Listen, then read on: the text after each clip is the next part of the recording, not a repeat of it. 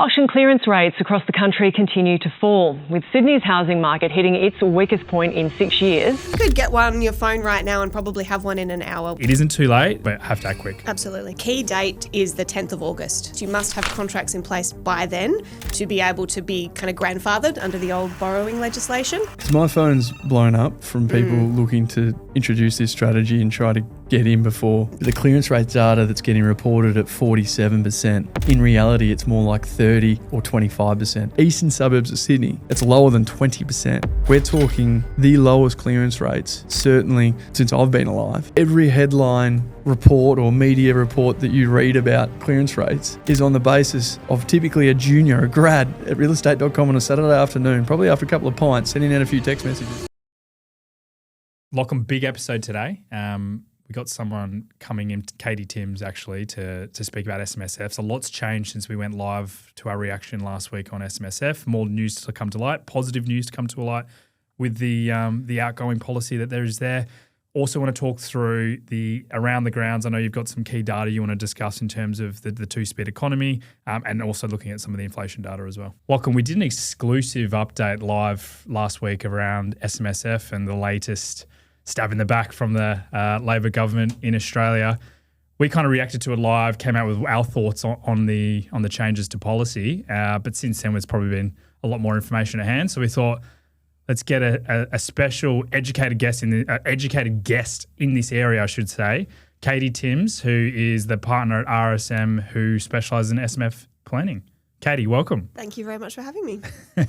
We thought we needed someone expert on because myself and Lachlan, we know a fair bit about SMSFs, but it's not sort of our bread and butter, especially from a financial side of things. It's a specialised field, right? Specialised field, and they've dropped this on us essentially from nowhere, right? And last week I come out and said, look, it's to the listeners, there's not enough time to consider setting something up and buying through your super. Obviously spoke to you 24 hours after the news, and to the guests listening, there may be an opportunity to still, utilise your self-managed super fund and get some debt in there, potentially purchasing property. Do you want to talk us through the landscape of sort of what it looks like for someone to actually set something up in time for this legislation? Because when's the cutoff? Yeah, so the key date is the 10th of August. So 10th of August, you must have contracts in place by then to be able to be kind of grandfathered under the old borrowing legislation. The trick is that you have to have everything done by then. So there can't be anything that is done after. You have to have the contracts in place. So your super fund structure has to be set up. You need to have your ABN numbers if you can. You need to have contracts. You need to make sure that, everything is in place by that date. Because my phone's blown up from people looking to introduce this strategy and try to get in before it's taken away, essentially. Let's talk through. So those that already have a self-managed super fund set up, huge tick. They're going to be in a position to be able to move on this no problem at all. Absolutely. I mean, they've done all of the hard work. So, the only thing left for those people is find the property and get a contract signed. That's the 10th of August. Before the 10th of August. Okay. Yeah. For those, which will probably be a lot of people listening who haven't had one set up, probably been thinking about it for some time. I know, Reece, you're in that position, been on the to-do list for a couple of years and just haven't got around to it. In theory, they still have time. What does that actually look like if they come see you tomorrow? And we're going to have in the show notes a list of priority to get access to you to get this set up if people choose to do it. So click the link or the QR code if you want to catch up with Katie and get this set up. I mean, you've done thousands, I'd imagine, of these over your time. What's sort of an average time that you've seen on these applications, looking at the medium, taking away some of the extreme and some of the ones that have probably gone through pretty quickly? Yeah, look, in recent times, I think because we spend that little bit of extra time up front to make sure we've just got everything right, whether it's a hyphen in a name, whether it's you're known by another name at the tax office, there's all these little traps and we've learned through bad experience, unfortunately. Usually it's a week on average, depending on how many they've got. I'm really interested to see how the ATO reacts if there is a big push over the next sort of month or so. Without a doubt there will be. Are they going to go, hang on a minute, we're a bit concerned, let's pause, let's slow things down, let's, dig into this to make sure that people are buying, getting into these for the right reasons, I guess, which is supposed to be their roadblock. I mean, a week is... Well, you've essentially got, from listening to this podcast, you've got about 6 weeks. And if you can get it done in a week, I mean, there is time. And I spoke on the podcast and got it wrong last week to the listeners saying that there wouldn't be enough time, which, Katie, thank you for bringing this to light. So that is the process. Get it set up. And then obviously, the most important piece, which we'll discuss further today, Reece, is you don't want to just go out there and buy property. You're playing with your retirement income, right? And this is probably the caveat to the whole thing. Still got to be super careful, because if you're just going to go and buy a property because they're taking this away from you, it sort of defeats the purpose. Let's talk through what it looks like for someone who wants to get in but doesn't have one set up.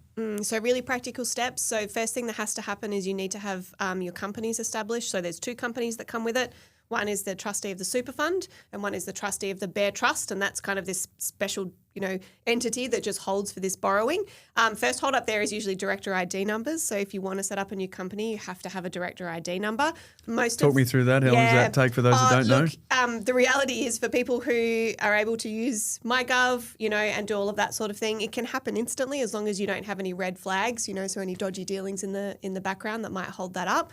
But you have to have that in place first. Then you get your companies, then you get your super fund. That all sounds like a lot. That can be done within 24 hours. That bit is easy. You get the documents. So I can set up a self-managed super fund in 24 hours? You could get one on your phone right now and probably have one in an hour with, certain providers. What about from, an income perspective? So we've mentioned here most people that are going to activate this at these late stages have probably been planning it for months. Like you said, 20% there potentially. For those, and like we both have been inundated with inquiries this week on it. It's always that, that fear of missing out once something is taken away from you. But if someone was kind of on the fence thinking about it, income, so from a super balance perspective, what's roughly the minimum that they should be expecting to jump into something like this?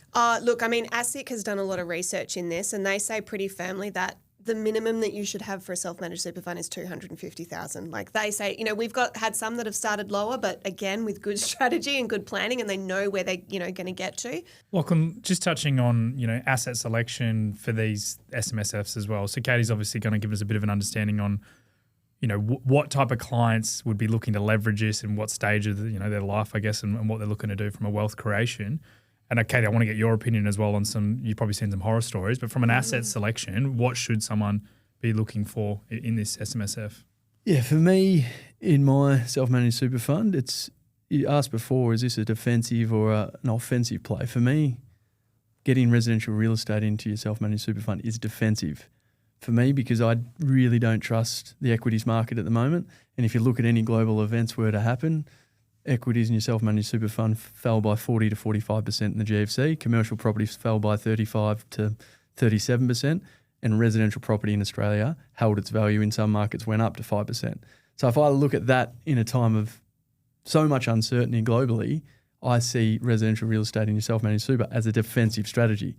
It's a hedge to shelter. It's a hedge to real estate, where people typically in times of uncertainty will go to where it's less liquid. And real estate does that, right? Less liquid, and it's a necessity in terms of shelter. So I see that point of view as a defensive strategy. I also see it on the offense in the fact that we talk about property. The power of property is leverage. And this whole component is your cash on cash returns are significantly disproportionately higher when you can leverage them. And that's when you can lend at 70% LVR and you buy an asset for $600,000, of which, you've only had to tip in 30% of that of cash. And then it doubles in values over 7 to 10 years, where your cash return on that capital is so much higher, and that's where it becomes an offensive play. In terms of the asset types, agree there's no benefit, and there wasn't pre-budget, and now post-budget there's no capital gains benefit anyway, but there was never any benefit in your super to get negative geared properties, because you don't get that benefit in that environment. So we were looking towards assets where it carried a higher cash flow. You get that with lower LVRs anyway. So if you gear something at 90%, obviously compared to 70%, you're less likely to have a significant negatively geared property. So at 70%, if we can get something that is yielding somewhere between, say, 4.5% to 5.5% on most of those assets, the rental will be covering the debt. And that's a real tick, because you can hold that for the long term. It means you're going to be less likely to sell prematurely. But you want assets where you don't need to do a lot of work. Definitely location for me fundamentally is the most important. You're not speculating with your retirement funds. It is buying the best real estate in terms of the best location you can fundamentally afford at that point in time, because these are where it's done really poorly, which Katie, I'm sure you'll speak about, is some of these regional plays or off the plan apartments or house and land package. They're the ones that can really suffer. And when you do need it at retirement, you want to make sure you can sell this property regardless of market conditions, because retirement will come for people prematurely, and they'll need to call upon their super before they ever forecast that they need it. If they're in a market or have an asset where they can't sell it because of market cycles and the asset they bought is very much a volatile market, be that a regional or off the plan or something like that, that's a real problem. But if you've got a really good location backed by an own-occupier asset in an own-occupier location, well, regardless of market conditions, you're always going to have a buyer for that. And I think fundamentally that's the most important asset type in your super fund. I couldn't agree more. I think everything you said there, they're exactly the ones we see go well. And the ones you said go bad, exactly like the people that, get this wrong. The people that hear other people doing this or think, hey, this is a great idea, or I can negative gear in my super, and then don't buy the right asset. That's where it falls apart. That's where they don't get to see the returns and things. But when someone is buying something for long term, exactly as you've said, right location, not just buying something because they've only got 100 grand in super and that's, all they can afford is something that's not in a good spot, or, is going to struggle to get tenants, and so they're going to run into cash flow problems. That's where these things fail and they have, long-term issues. Anytime that someone has thought this out, has a strategy, has talked to the right people, actually knows what they're looking for and what is a smart decision rather than an emotional decision. Sometimes we see people who love to buy property, and they think, I can get another property using my super, and then they get excited by it and they get emotionally attached to a certain property. You think that's not, you're buying that because you like it. That's not a good investment. That's the worst thing to do in your super. So they're the ones that we see go wrong. Yep. A lot of people, like property in super because it is, you're right, it's a good long-term investment play, and the trick is just balancing the liquidity. You just never want to get stuck at retirement phase and go, oh no, I'm stuck with a poor property purchase that I can't sell, and now I don't have cash flow to fund retirement. My parents, you tell this story all the time, they're obsessed with property and they did really well in property over the years. And at the time that my dad wanted to retire, they could not sell the 3 properties they had because they maybe weren't the best properties. And my dad had to keep working, for another 12 months when he didn't want to. Now, it turns out that worked out great and he's still not properly retired at, 78. But that's where this all falls apart. Yeah. So it is. It's like fundamentally your self-managed super fund strategy is so dependent on the asset itself. And that's where, again, gave it the whole day. Don't just go out there and buy a property to try to utilise the potential fear of not being able to lend. It's, okay, what sort of markets, what sort of strategy is going to fit? And that's why I think, Reece, if people are going to activate this, make sure you speak to people like Katie to see if it's actually going to suit you and your strategy, and then speak to sort of experts around, property. Yeah. We've obviously seen quite a lot of questions about this. A lot of people coming out of the work saying, oh no, you're thinking about this was the next thing that I was going to do. And, that's the conversation we've sort of had is like, okay, well, have you started looking for a property? Like, have you done your research? Are you talking to professionals about the right property for you? Or is this just, you're exactly right, that feeling of, I'm going to miss out. Everyone else has had the opportunity to do this and I've missed out and I don't want to miss out. So I want to get in there. And that's a really important thing. I think, that reactiveness probably is, and I don't want to get too political, or I'm happy to, but a lot of the resistance, why there was such an anti-bias to this is it was seen as spruikers, flogging people these properties. I mean, we have seen that, we've had people come in that, we had one person come in once and they said, I think I've got a property in Queensland because I set this thing up from a guy in a shopping centre, and that was right, horrible. Turns out he didn't have a property in Queensland, so we were able to unwind the structure. But, that's kind of a lot of the political messaging and that goes around these. And for a lot of them, it's not the case. It's people that want to actually buy into something, use borrowing as a way to actively grow their retirement quicker than they would be able to otherwise. But that's the important thing that, we would have the conversation with people around is, all right, hang on. Do you have one? What's the strategy? What's the strategy at the end of the day? This isn't just a reactive, sort of feeling like I'm missing out. Yeah, and I suppose that's a caveat to listeners if you do want to do this and it forms part of your strategy or something you've been planning to do, because I know like Reece, you're in that category a lot of phone calls I had last week of people that actually had been planning to this for some time and had done a fair bit of the initial due diligence around how it fits in their portfolio, understanding that in your super it is lower LVRs. People probably don't understand that. You're typically borrowing at 60 to 70%. Is that? Yeah, that's right. So for resis, you're looking at about that 70%. So you're not going to be able to borrow, the 90 to 95% that you can outside. They're a different product as well. Which is a good defensive mechanism, right? Absolutely. That's what they're designed to do, so that they don't want people heavily gearing their, super. So their retirement funds. Yeah. Exactly. They want people to have retirement at the end. They need people to have retirement at the end. They can't afford to pay the age pension. There has to be encouragement for this. So, they're a different product. They're a little bit more expensive, so you have to make sure that you've got the right property. This has to be a property that is for long term. There's a lot of rules around what you can do with the properties. It's not sort of you can't borrow to buy something that you're going to knock down and, develop. No. Like large scale renovations are excluded. Right. Yep. So there's a lot of rules and regulations around this. So that's probably the reason why we've seen a bit of, if you're kind of not already 20% down the path, you probably are too late because you've got to do that due diligence. So it's combined. So mum and dad together, or at least 200 to 250 is sort of entry point as combined super. So not individual. So me and my partner have 200 to 250.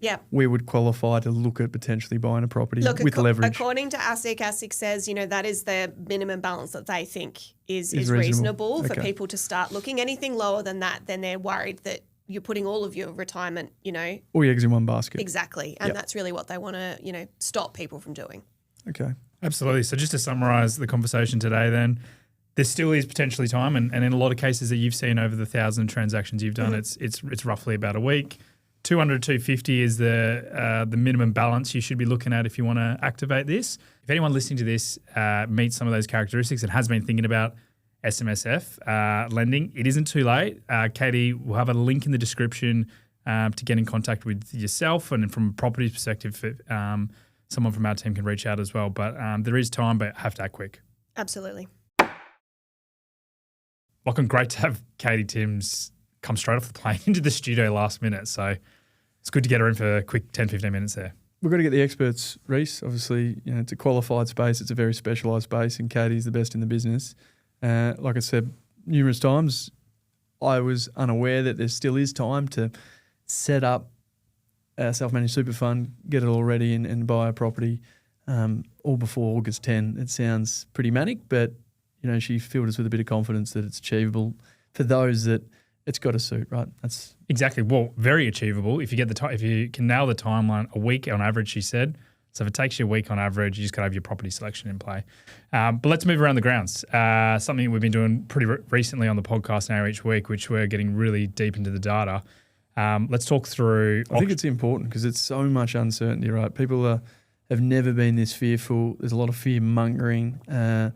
Rather than just having an opinion on this stuff, it's data driven. We just got to speak through the data and tell it how it is. Let's kick off with Sydney, which is driving a lot of the media attention, mostly for the negative. And we had a recent guest on Reedham Syed who kind of talked through in more detail from a sentiment level. Auction clearance rates remain weak again, so below 47%, below since 2020. From a clearance rate perspective, these numbers are low, but you've been telling me some information off air where potentially these are much lower than 47%. Yeah, as part of our due diligence research, we call around all markets in Australia on a Monday to get a sense check of what's happening on the ground, and a lot of that's led by agents. But the clearance rate data that's getting reported at 47%, in reality, it's more like 30 or 25%, which is staggering, right? So think of a market where there's only 25% of those properties that are going to auction are actually selling at auction. And people will be like, it doesn't make any sense, but the core logic and the domain and the realestate.com data suggests it's 47%. Do you know how they ascertain these figures, Reece? Tell me. On Sunday or even Saturday afternoon after the auction's taken place, they'll get people from realestate.com and domain to call, ideally call. In a good market, it's typically a call. They believe in a soft market, it's a text message to the agent saying, did your property sell? And do you think a real estate agent that's had 5 auctions and not one of them had sold is going to pick up that phone call or text back and say, none of my 5 sold? Absolutely not. So it's such a misreading. And it blows my mind that every headline report or media report that you read about clearance rates is on the basis of typically a junior, a grad at realestate.com on a Saturday afternoon, probably after a couple of pints, sending out a few text messages to rely on a real estate agent, to be honest, which is a stretch in itself, to report the right data. So that 47% in reality, speaking to, valuers on the ground, real estate agents, of course, and experts in the market, they're like, it's lower than 30. Eastern suburbs of Sydney, it's lower than 20%. Like, we're talking the lowest clearance rates, certainly since I've been alive, and potentially for a lot of other investors or those that have been in the market. It's pretty crazy. Looking at the dwelling values, they fell to 0.3% last month. So just to give context, the previous week was a record low at the time for the year at 0.45. So in the last 2 weeks, nearly lost 0.8%. Yeah, you're forecasting out. We're looking at potentially negative 2% house declines in Sydney on a monthly basis, which is pretty staggering. And that's blended. We've talked about different quartiles moving at different speeds. A lot of this price decline is happening at the top end, in particularly in sort of the eastern suburbs of Sydney. Let's move on to Melbourne. So Melbourne is a interesting market where, on a macro level, it's seeing some significant declines across the board. However, we mentioned this on last week's podcast. There is a segment of the market, or markets within markets, as you would say, that actually has been holding steady and performing well. Looking at the figures from last week in Melbourne, 0.38% drop for the month. And then when we're looking at auction clearance rates, they are a little bit above from where Sydney was, but sitting around the mid-50s, 54%. Mid-50s, which will likely be about 35% in reality, Reece, based on how they report this information. And I think that's the biggest price decline in a week of Melbourne prices, which is concerning. Obviously, we know that again's at the top and medium quartile. The lower quartile, up to sort of $1.5 million, is performing extremely well. And again, on the ground, reporting from yesterday when we spoke to various agents and valuers and experts that we rely on in Melbourne, the sentiment at home opens was strong for those sort of sub $1.5 million price points. So look, before we go on to the other markets, I think it is always the two biggest markets in the country, Sydney and Melbourne. Got to address them. They're the only auction-driven markets. Like Brisbane, the data from auctions can't always be reliable because there is so few that get recorded or reported. But just kind of summarising those two markets together, and I know we shouldn't always link the two markets together, do you see more sort of downward pressure on house pricing over the coming months? Certainly, until there's a shift in narrative and some positive news surfacing, and we're about to speak about inflation, Reece, which was another blow, you could say. Like, these markets now are so dependent on sentiment. I think it has to come from the inflation data and hopefully an easing of inflation, which could result in potentially some cut in interest rates. There's nothing else on the horizon that's going to shift in any sort of magnitude these markets from falling. They're falling like a brick at the moment, right? And we really need some positive sentiment. And for Melbourne, the saving grace could be that November election. Changing government can do significant things to sentiment and an economy itself. So that is coming, sooner rather than later. For Sydney, I don't know what that is. It's such an interest rate driven market, and there doesn't seem to be any short term relief there. Let's go to Brisbane, where it actually had its first weekly decline of 2026. You did make a call earlier in the year that you will start to see this market coming off. So 6 months in, if we go back and look at the predictions, I think you did say first half of the year would be strong. Second half would start to come off. We've seen that on the first weekly data where it fell, minimal, but maybe the start of a trend at 0.13%. Looking at Adelaide, second consecutive weekly decline, much larger than Brisbane in that case at 0.25%. So momentum really starting to turn in that market as well, where you've been calling it all year regarding the affordability ceiling being hit on that particular market. The only, I guess, capital city with positive growth, no surprise, Perth, albeit very minimal growth, borderline neutral, 0.04% growth for the month. What's your take on that two-speed economy? Is that finally now starting to slow down and catch up with the other two majors? I think it just shows the significant impact sentiment, May budget, and has done to the broader economy. But you're starting to see the likes of Adelaide now 2 weeks consecutively falling in values. Brisbane's come off. Perth's held its own. It's probably shows the resilience and the strength of those 3 particular markets in terms of supply and demand. Very outbalanced. It's still undersupplied, which is going to give it a far larger cushion through this tumultuous period. And the same will be true when we get on the other side of this. And that's what we know, Reece. What we're experiencing now, and the audience, I hope they're not getting sick of this, it's just, it feels like bad news after bad news. We're not here to cushion this information. We're not here to provide a non-informed or a bias, right? We're in real estate. We want to see positive growth stories come through.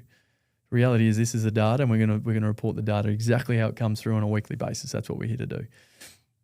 What I do know is that at the moment there is a lot of negative sentiment, and Australia's feeling that, and you can see that in the sentiment figures, and you can also see that in the median house price, declines across 4 of the 5 capital cities that we've just reported.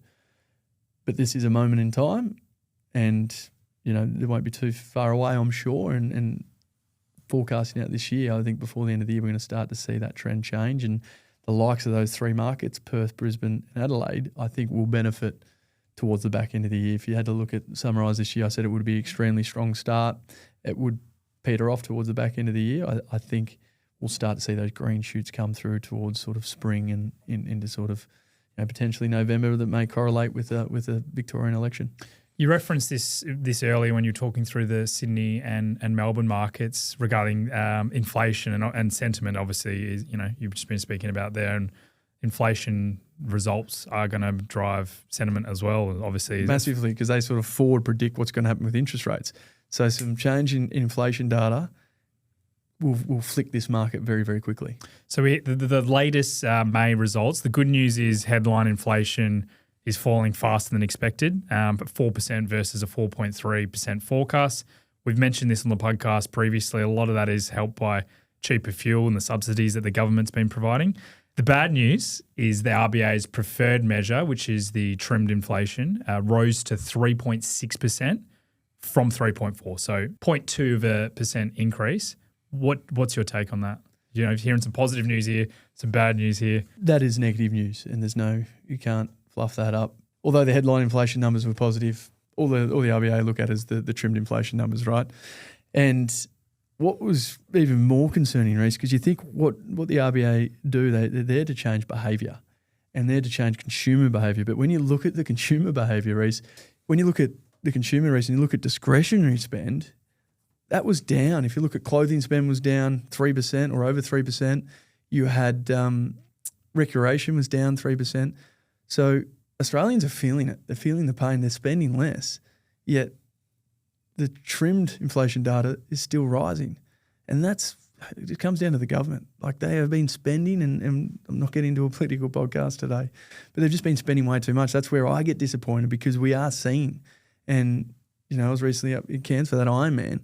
It's the quietest peak season they've had in 6 or 7 years since COVID, because no one can afford flights at the moment, so no one's travelling. So you can see it play out in reality that people are spending less, yet the inflation data is still going up, and that's purely on the government. So where do I see this going? People, we can see it, and you can see it if you go into the insights of the data. People are spending less, and that will play out. There's no doubt about that, and we will start to see, I believe, inflation stabilise, and over the next 3 months, potentially start to come off.